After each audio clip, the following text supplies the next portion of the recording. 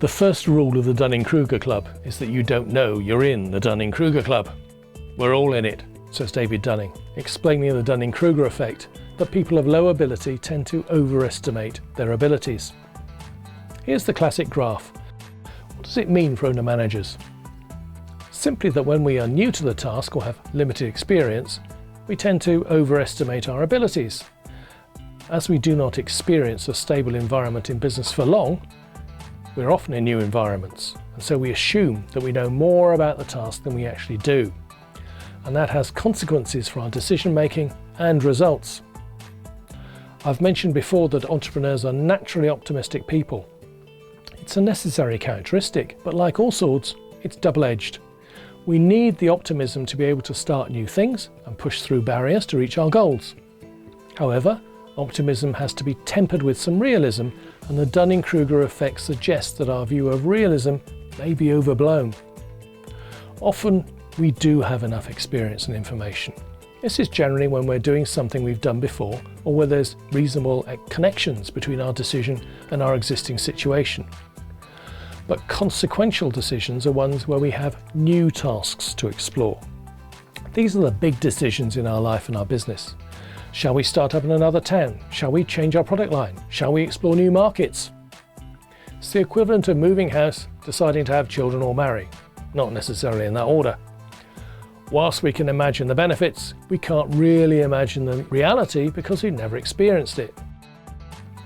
And being entrepreneurs, we see more benefits than drawbacks.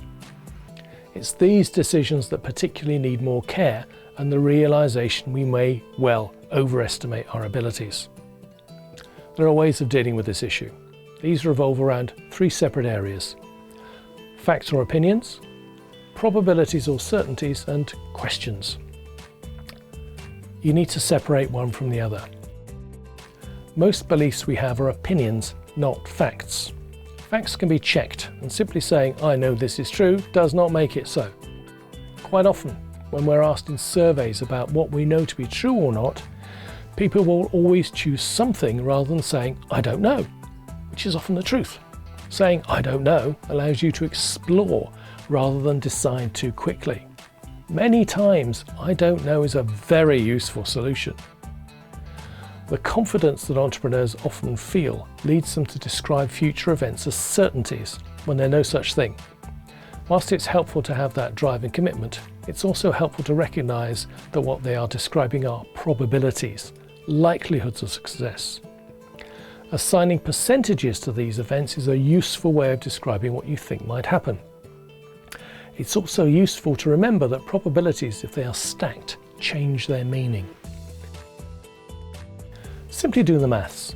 If you are 80% certain that you will sell 100 new items, but it is dependent upon same-day delivery, price point of £5 and 50 new customers, all of which are also 80% certain, then the overall chance of success is not 80%, but just over 40%. 80% times 80% times 80% times 80%. You have to multiply all the probabilities together.